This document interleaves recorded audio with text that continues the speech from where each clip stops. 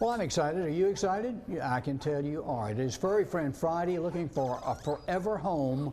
I'll give you the name of that little monkey there in just a few minutes. Angel Cox is holding that little cutie pie, and she is with the Humane Society of Spartanburg. We have Grayson with us. Grayson Cutno, is that your name? Yes, sir. And you like TV, and you're here kind of getting a tour, getting a feel for maybe going into this when you get out of school? Yes, sir. So we thought we'd put you on TV.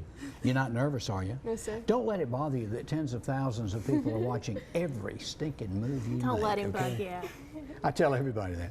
Now, who's our little buddy This is there? Reggie. Reggie is about 9 weeks old.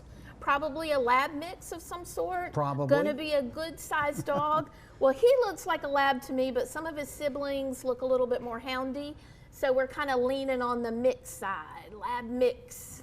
There you have it. I can live with that. Exactly. Now, is Reggie ready to get on out of here? Reggie is neutered, ready to go. He'll be up to date on his shots. You'll be given a voucher to come back when he's 4 months old to get a rabies. But you know, because my dog Tuck came from you guys, and you give a lot of neat little perks. We do. I mean, honestly, Papa John's Pizza, they do a free pizza because they want you to stay home with your pet that night. Right.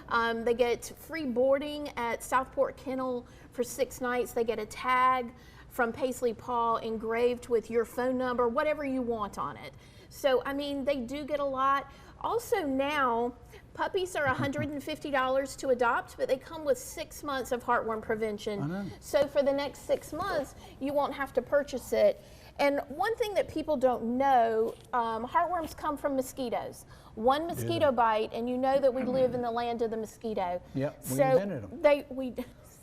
We're feeding them. Down in Charleston. So we want to make sure that your dogs are protected from the deadly heartworm disease, because it will kill them, and it's extremely expensive to treat, inexpensive to prevent. Now, if we go to the website, can we see his little mug and see other little cats and dog faces? Absolutely. We have lots to adopt. We have some senior cats. We have a lot of dogs. Pretty exciting place down there right now. That's great. Now, Grayson, do you have any questions that you might want to throw out at him? Don't. You got a pet? I do have a pet. What you got?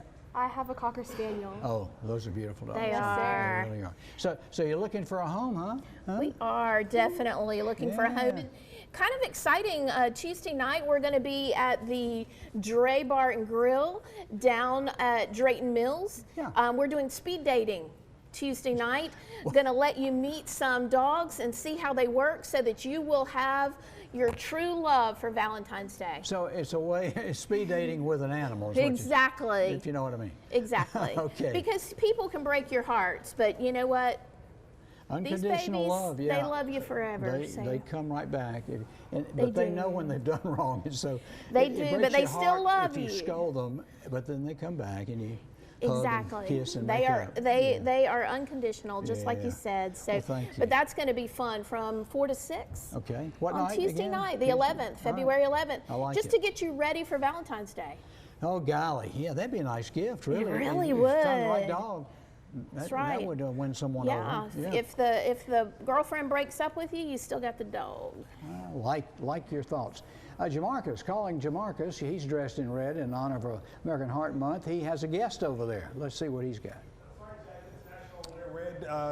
Wear Red for Women's Day. It's also National Heart Month, and we want to know about your heart this month. Did you know that heart attack and sudden cardiac arrest are two different things? This morning, we have Dr. Jeffrey Sinfield, a Bon Secours cardiologist, here to help us understand our hearts a little bit better. Doctor, good to see you again. Hey, very good to see you, Jamarcus. Yes. Thanks for having me. Yeah, of course. So everyone's wearing red today for National Wear Red for Women's Day. 1 in 3 women die of heart disease. That's huge. That's very huge, yes. Yeah, no, and heart disease is, obviously one of the leading causes of death in our country. And I think one of the things that I wanted to talk a little bit about today is, not only, the idea of a heart attack and how to prevent them, but also, one of the more serious forms of heart attack and what we call sudden cardiac arrest.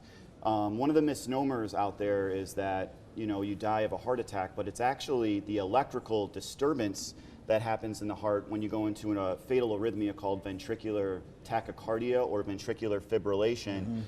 If you're having a heart attack, or you could be having another arrhythmic event or a bad arrhythmia, instead of just having a heart attack. So a misnomer is that every heart attack is an arrhythmia, or every heart attack, you know, is a Cardiac arrest. Is a cardiac arrest. But a cardiac arrest is actually the arrhythmia associated with the process, and there's ways to stop it. And if you're, you know, someone who's witnessing a cardiac arrest, there are things you can do to save someone's life. Yeah, and I think that's an important information, because a lot of people, you feel helpless in those types of situations. You don't feel like there's anything you can do.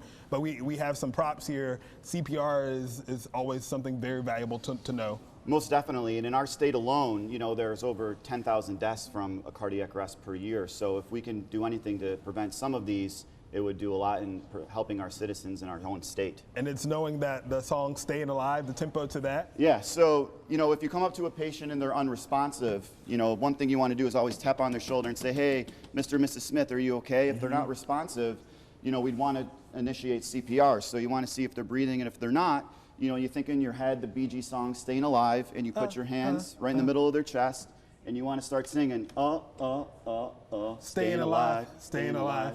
And you want to, that creates chest compressions at about 100 beats per minute, and you want to keep doing that. And at the same time, you want to be asking for an AED or a defibrillator, which is this thing. And if you have one, basically you open the thing up, and you want to put the patches on the chest, and it will talk you through that.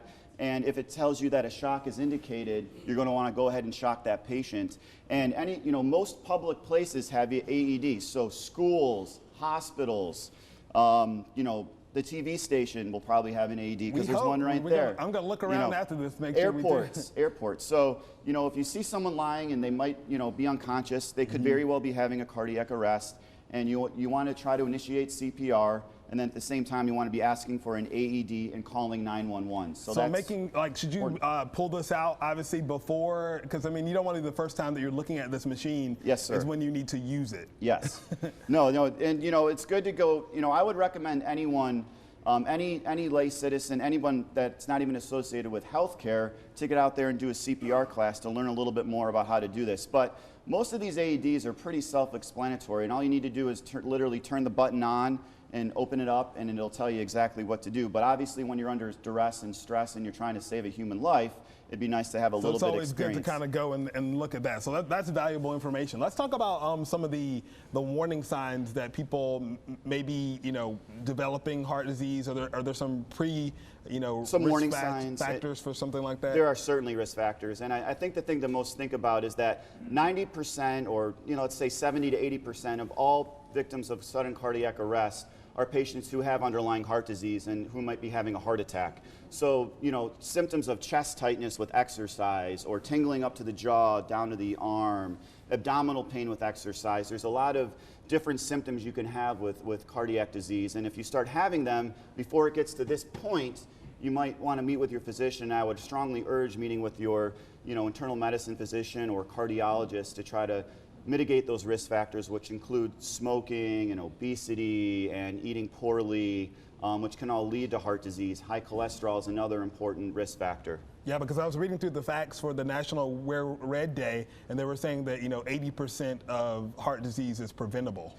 That's very true. There's and you can have a genetic component, but a lot of the genetic components you can still modify those risks.